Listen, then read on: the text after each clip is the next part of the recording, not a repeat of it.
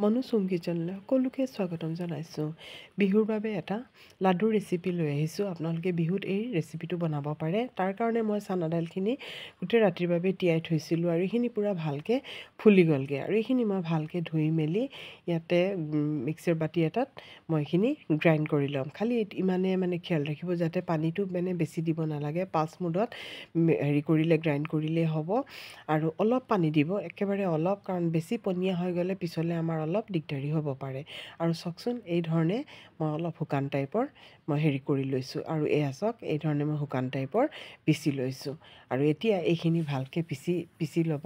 পিচি পেলাই খালি পানীটোহে বেছি নিদিব। পানীটো বেছি দিলে দিগদাৰী হ'ব।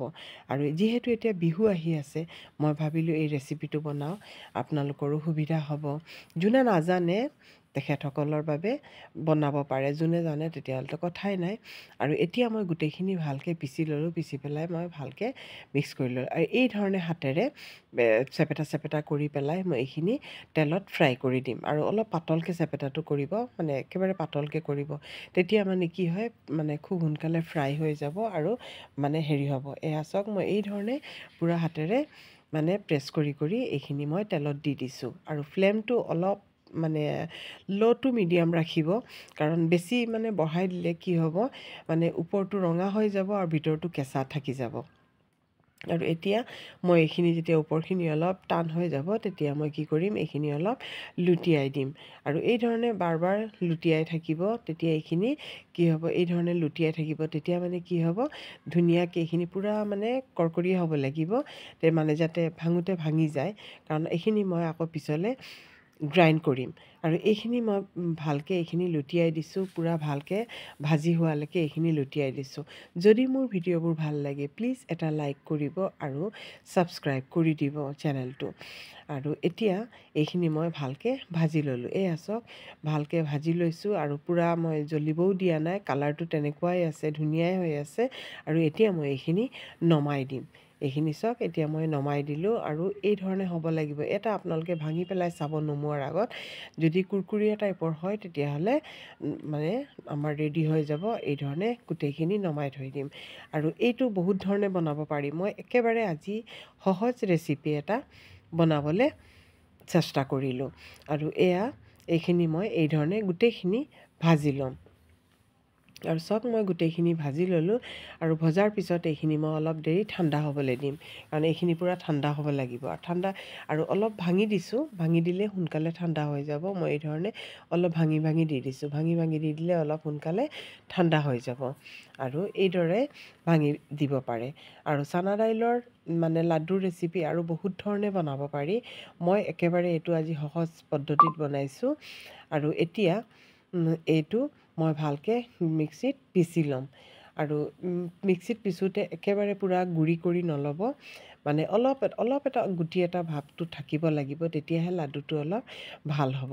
আৰু এই ধৰণে মই গোটেইখিনি পিচি ল'লোঁ।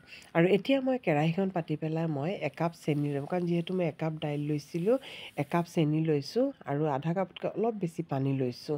আৰু আপোনালোকে যদি ভাবে যে এইখিনি আকৌ ভাজিব, আৰু বেছি টেষ্ট হ'ব, যদি চানা দাইলখিনি পাউডাৰ কৰাৰ পিছত আকৌ অলপ গৰু ঘিউ দি পেলাই এইখিনি ভাজি ল'ব। আৰু মই ইয়াত এলাচি দুটামান দিছোঁ আৰু গৰু ঘিউ এচামুচ দিছোঁ। দি পেলাই এইখিনি অলপ উতলিবলৈ থৈ দিছোঁ। আৰু ইয়াত মই অলপ কালাৰ দিছোঁ, এইটো অপশ্যনেল হয়, আপোনালোকে যদি দিব বিচাৰে দিব পাৰে, নিদিলেও কোনো কথা নাই, কেশৰো দি দিব পাৰে। কেশৰেও ইয়াত অলপ কালাৰ আহি যাব। আৰু মই অলপ কালাৰ দি দিছোঁ। আৰু ইয়াত কোনো তাৰৰ কোনো প্ৰয়োজন নাই। ইয়াত অকল এটা মিঠাতেলৰ নিচিনা এটা ভাৱ আহিব লাগে। যেতিয়া আমি চিৰাপটো লৈ পেলাই প্ৰেছ কৰোঁ, তেতিয়া মিঠাতেলৰ নিচিনা অলপ আঠা লেটিয়াটো হ'ব লাগিব। আৰু এই সময়ত মই এইখিনি দি দিম। আৰু এইখিনি যদি আপোনালোকে এই ধৰণে দিব নিবিচাৰে, তেতিয়াহ'লে দিয়াৰ আগতে চেনিটোৰ চিৰাপ বনাই আৰু এইখিনি কি কৰিব, অলপ তেলত ভাজি ল'ব, আকৌ এবাৰ ভাজি ল'ব। তেতিয়া ইয়াৰ টেষ্টটো আৰু দুগুণ হৈ যাব। মই ভজা নাই বাৰু, মই ঘৰতে খাম। এই ধৰণে বনাই লৈছোঁ আৰু যদি বিহুত বনায় তেতিয়াহ'লে ভাজি ল'ব আৰু নাৰিকলখিনি মই কেঁচা নাৰিকলে হয় এইখিনি মই অলপ ভাজি লৈছিলোঁ নহ'লে অলপ কেঁচা গোন্ধ থাকিব এইখিনি মই অলপ কেৰাহীত তেল নিদিয়াকৈ এনেই ভাজি লৈছিলোঁ আৰু নাৰিকলখিনিও মই ইয়াত মিলাই দিছোঁ নাৰিকল ইয়াত আপোনালোকে ড্ৰাই ফ্ৰুটছ নাৰিকল বা যি আপোনালোকৰ মানে ঘৰত আছে যিটো আপোনালোকৰ সুবিধা হয় সেইটো আপোনালোকে মিলাব পাৰে মই আৰু ইয়াত ড্ৰাই ফ্ৰুট তেনেকৈ ব্যৱহাৰ কৰা নাই মই অকল কেঁচা নাৰিকল দি দিছোঁ আৰু দি পেলাই এইখিনি মই খুব ভালকৈ লৰাই ল'ম আৰু চক দিয়াৰ লগে লগে গোটেইখিনি চুগাৰ চিৰাপ মানে এবজৰ্ব কৰি লৈছে শুকাই গৈছে আৰু এতিয়া মই এইখিনি অলপ দেৰি এই ধৰণে লৰাই থাকিম যেতিয়ালৈকে পূৰা শুকাই নাযায় আৰু এয়া চাওক পূৰা শুকাই গৈছে এইখিনি তেতিয়া মই গেছটো বন্ধ কৰি দিম আৰু গেছটো বন্ধ কৰি মই অলপ দেৰি এই ধৰণে লৰাই থাকিম নহ'লে তলত আকৌ জ্বলি যাব কাৰণ যিহেতু কেৰাহীটো গৰম হয়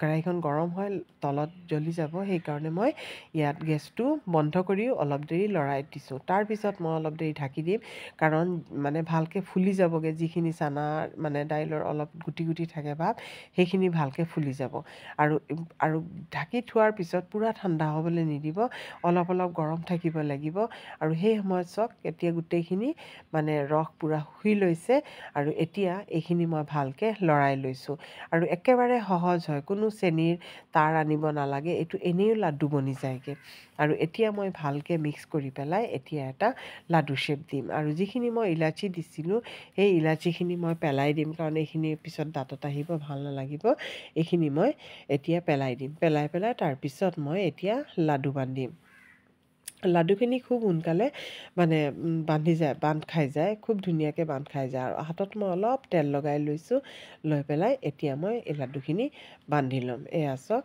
মই লাডুখিনি বান্ধিছোঁ কি ধুনীয়াকৈ হৈছে দেখিছে নহয় খুব ধুনীয়া হৈছে লাডুটো আৰু একেবাৰে হৈছে নহয় বজাৰৰ বুন্দিৰ লাডু নিচিনা বজাৰৰ বুন্দি লাডু আমি কিনি পেলাই খাওঁ আমি ঘৰতে এই ধৰণে পূৰা মানে হাইজিনভাৱে বনালে চাওকচোন আমি খালে স্বাস্থ্যৰ একো হানি নহয় আমি এই ধৰণে বনাই পেলাই খাব পাৰোঁ বুন্দি বনাবলৈ যদি কষ্ট হয় তেতিয়াহ'লে এই ধৰণে বুন্দি লাডু বনাব পাৰে আৰু এই ধৰণে বনাই পেলাই ফ্ৰিজত থৈ দিলে কেইবাদিনো খাব পাৰিব আৰু এয়া চাওক বিহুত এই ধৰণে আপোনালোকে বনাই থ'ব পাৰে আলহীক আপ্যায়ন কৰিব পাৰে আৰু এই ধৰণে বনাই পেলাই আপোনালোকে থৈ দিব আৰু ভিডিঅ'টো কেনেকুৱা লাগিছে আপোনালোকে এবাৰ কমেণ্ট কৰিব এয়া চাওক মই গোটেইখিনি লাডু বনাই লৈছোঁ কিমান ধুনীয়া হৈছে বজাৰৰ বুন্দি লাডু নিচিনা হৈছে আৰু এটা মই আপোনালোকক ভাঙি দেখুৱাইছোঁ এয়া চাওক একেবাৰে ছফ্ট হৈছে মুখত দিলেই মানে গলি যায়গৈ ইমান ছফ্ট হৈছে